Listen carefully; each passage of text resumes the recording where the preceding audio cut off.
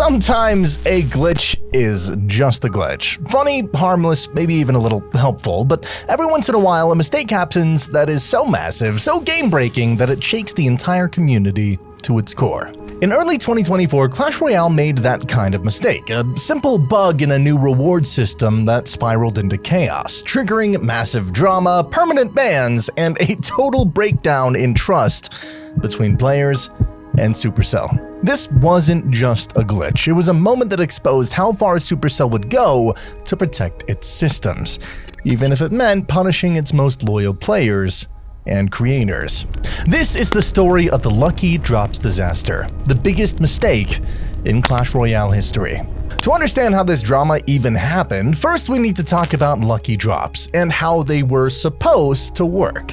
Lucky Drops were introduced to Clash Royale on October 26, 2022, alongside daily tasks. They were meant to be a fun, randomized reward system, offering players everything from gold, cards, wild cards, elite wilds, books, emotes, battle banners, and even evolution shards. Most Lucky Drops start at a 1-star rarity, common, and can upgrade to 5-star champion depending on your luck. Some events even started at higher rarities or gave more upgrade chances, sometimes up to 7 rolls. The idea was simple: play 3 games, claim your drop, maybe get lucky, and on special occasions, Supercell even gave some away for free.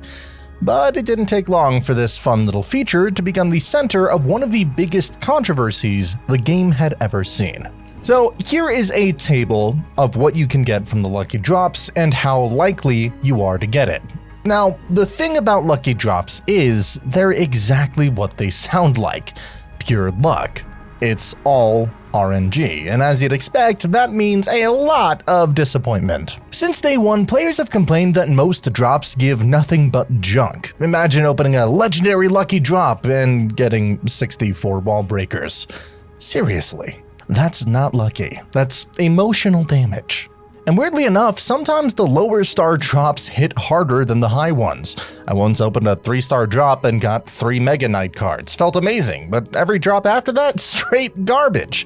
That is the nature of Lucky Drops, completely random. And while people love posting their insane pulls on Reddit or Discord, they don't show the 15 trash pulls before that. Don't let those screenshots fool you. Everyone's getting mostly junk. You just don't see it. So yeah, Lucky Drops caused their fair share of controversy. Players were frustrated, not because the system existed, but because the rewards were wildly unpredictable and often disappointing. Eventually, in an update during early 2024, Supercell announced some improvements: better rewards, fewer trash drops, and even a system where consistent daily opens gave better chances. The update actually worked. Complaints dropped, players were happier, and for once, it looked like Lucky Drops were finally living up to their name. But then came April of 2024, and everything fell apart. That's when a player discovered a game-breaking glitch, one that completely undermined the entire Lucky Drop system. Here's how it worked. Before opening a Lucky Drop, players would disconnect their internet or switch to airplane mode. Strangely, the game didn't immediately kick them out. Instead, it gave a small window to open the drop and preview the reward. Didn't like what you got? No problem. Just force close the app, reconnect, and try again. There were no limits, no cooldowns, no punishments. You could do this as many times as you wanted until you got the perfect reward. The exploit spread fast, and even though it clearly violated Clash Royale's terms of service, that did not stop thousands of players from abusing it to farm massive rewards without consequence. Players kept abusing the glitch over and over, stacking up massive amounts of resources. Some ended up with millions of coins, allowing them to upgrade countless cards instantly. Others collected an absurd number of wild cards, magic items, and legendary books, making progression in the game ridiculously easy. But the most valuable reward of all was the highly coveted Book of Books, an item so powerful that it could instantly max out any card, no matter the level. With so many players exploiting this glitch, the in-game economy was in complete chaos. This wasn't just a minor loophole, it was a game-breaking issue that completely shattered the balance of progression. And Supercell was definitely not happy about that. So they did what many players thought they would do. They started banning people. It was no surprise what Supercell would do. Of course, they brought out the ban hammer, and in a single day, hundreds of accounts were hit. According to Supercell, they temporarily banned 750 accounts and permanently banned 61. That is a massive wave of bans in just one day.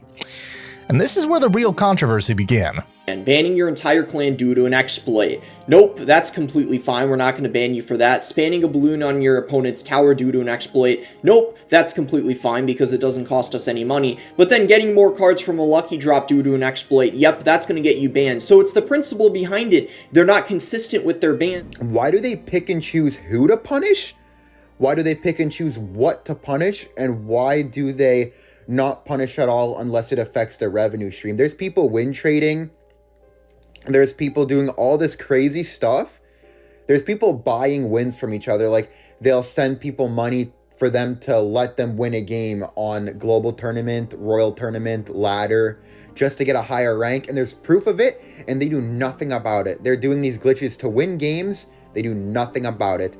There was literally a glitch to kick people off of the game, until further notice. There was like a glitch to join a clan, and you could just like make nobody in the clan be able to log in until they fixed it like 2 days later. Like, and you're banning people for taking $5 when people are already supporting your crazy greedy game. I mean, they literally made Clash Royale 4 times the price in Canada where I live, and they took away the book of books. Like, make it make sense, man. As more people noticed what was happening, it became clear that the way these bans were being handed out felt incredibly inconsistent. And the truth is, this issue still exists in the game today. If a player uses an exploit to win ladder matches or dominate grand challenges, no problem. They get to keep playing. If someone manages to brick the game for their entire clan, locking people out and ruining war participation, still fine. Just another harmless little bug. But the moment a glitch touches Supercell revenue system, well, instant ban. No warning, no second chances, just gone. From Supercell's actions, it's clear that their biggest concern isn't game balance or fairness. It's their profits. And let's be honest, they're a multi-million-dollar company making more money than most people could ever imagine. Yet despite all that revenue, they chose to permanently ban players over a few dollars worth of lucky drops. It's one thing to punish players who abuse the game, but when the issue stems from a flaw in their own system, is it really fair to blame the players for taking advantage of it? I mean, technically, yes, exploiting glitches for personal gain is against the terms of service in almost every online game. But the frustrating part here is how selectively Supercell chose to enforce it. They ignored some of the most broken and frustrating exploits in Clash Royale's history, the ones that completely ruined competitive integrity for months. But the millisecond an exploit touched their revenue model, that is exactly when they step in, fast and without mercy. And it wasn't just casual players who got caught in the wave. Even major Clash Royale YouTubers, some of the people who promote the game and bring in thousands of new players, weren't safe. Big names like Riley, Aragon, Nate, and others were hit with bans. It didn't matter whether they used the glitch once or on an alt account. Their accounts were wiped. Supercell's message was loud and clear. Mess with the game all you want, but if you mess with the money, you're done. And honestly, that's kind of sinister. It sparked a major debate in the community. Was this deserved?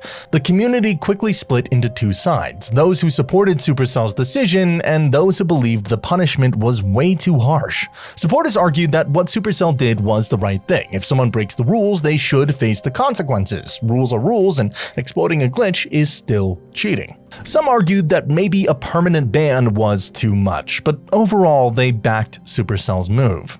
Others pointed out that top players and creators shouldn't be treated any differently. Just because someone has a YouTube channel or a big following doesn't mean they deserve special treatment. And honestly, they do have a point. Equality matters. Being a content creator doesn't put you above the rest of the community. But there is another side to it, especially when you consider what content creators put into this game. For many of them, this isn't just a hobby, it is their job. They pour hours into grinding, thousands of gems into upgrading cards, and countless dollars into keeping their decks maxed out for content.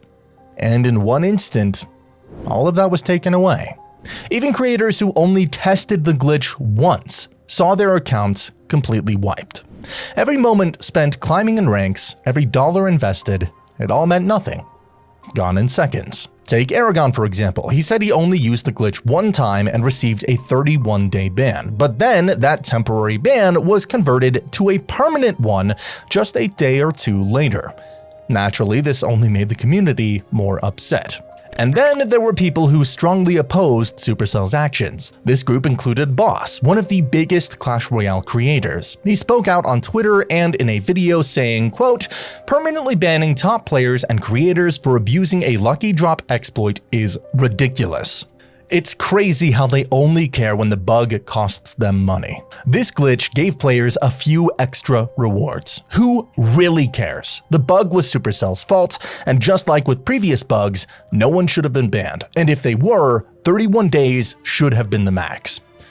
Honestly, it's hard to disagree with that. Imagine investing hundreds of hours into your account, thousands of gems to stay competitive, only to lose everything over one mistake. Not only is it frustrating, it's unfair. And my crash out aside, no one else is unfair. Not subscribing to the channel. Seriously, if you do enjoy this kind of content, whether it's ranting about old bugs or Supercell or just the history of any cards in Clash Royale, hit that sub button. Supports the channel, it's free, it really does help out a lot. While you're at it, check out the Discord community as well, link down in the description. And now back to the drama. Grab your popcorn because we are not done yet. What made everything worse was how inconsistent the bans were. Some players only got a temporary slap on the wrist, while some others were permanently removed from the game.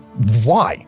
What made the difference? Why did some people get second chances while others were just gone? In the end, this glitch only existed because of Supercell's mistake, not the players. All they did was find it and try it out. Sure, maybe they shouldn't have abused it, but maybe they should have just reported it and waited. But let's be real, if you saw a giant red button with no label, would you really walk away without pressing it? A few days after the chaos, Supercell finally released a statement on Reddit. They confirmed that 750 accounts were temporarily banned and 61 were permanently banned. They also admitted that some 31-day bans were mistakenly changed to permanent bans, blaming it on a system error. Those accounts were eventually restored. But let's be honest, this wasn't just about punishment.